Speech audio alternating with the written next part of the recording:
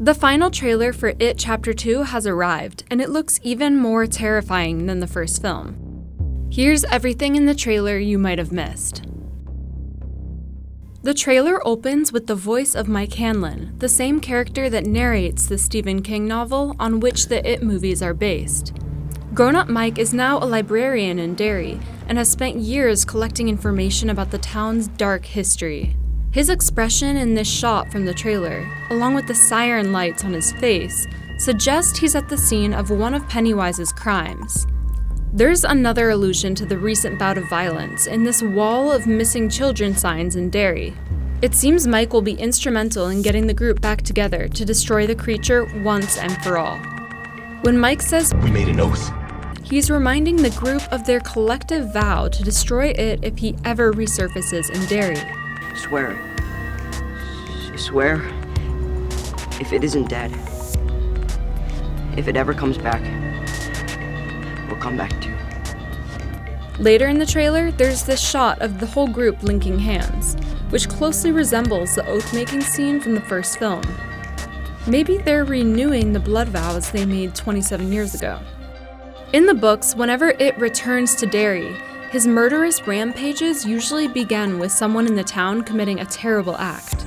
The run of violence in Chapter 2 begins with a hate crime perpetrated against Adrian Mellon, a young gay man who's attacked and thrown into a river as Pennywise awaits him from under a bridge. It looks like the film changed the setting of Adrian's death, from the bridge to the sewage tunnels.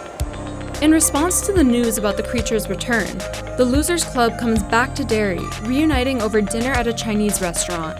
This meal will probably end the same terrifying way it did in the book and the 1990 miniseries, with the group opening fortune cookies filled with terrors.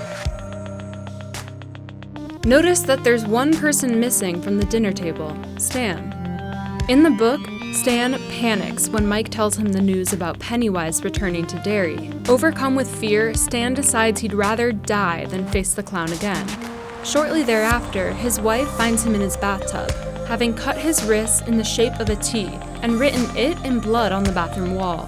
A grown-up Stan does appear in It Chapter 2, played by actor Andy Bean, so the film likely will show the character's grisly death, probably as one of its opening scenes.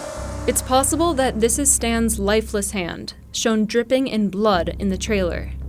The trailer indicates that one of the main events in Chapter 2 will be the Derry Town Carnival, which finds Pennywise in his natural habitat as a clown. The teaser trailer released in May also showed Pennywise at a circus, but apparently not in clown form. More on this in a bit. At the fair, Bill follows a little boy into a maze of mirrors to stop him from falling into one of Pennywise's traps. This sequence inside the funhouse may be a reimagining of a scene from the book, in which Bill meets a boy in Derry who reminds him of his younger self. That would explain the symbolism of the mirrors, replicating Bill's reflection all around him. There's also a scene that apparently takes place in a mental hospital. If this part is true to the book, then the resistant patient you see here is a grown-up Henry Bowers, the sociopathic bully who was only slightly nicer than Pennywise. The first movie left it unclear whether Henry actually died when he fell down the well.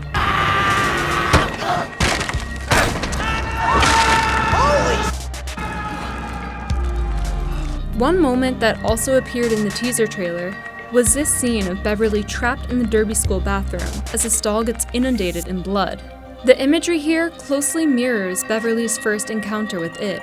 In that scene from the first movie, Beverly heard voices calling out to her from underneath her bathroom sink. When she peered in to investigate, more and more blood began to emerge from the sink, eventually flooding her bathroom.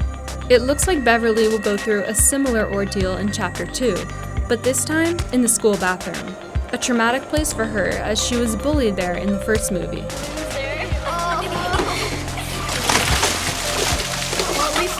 Smell better.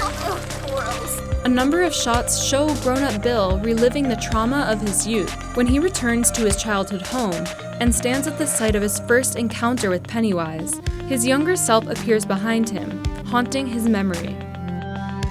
Pennywise is also torturing Bill with visions of his younger brother Georgie, who the clown killed at the beginning of the first film.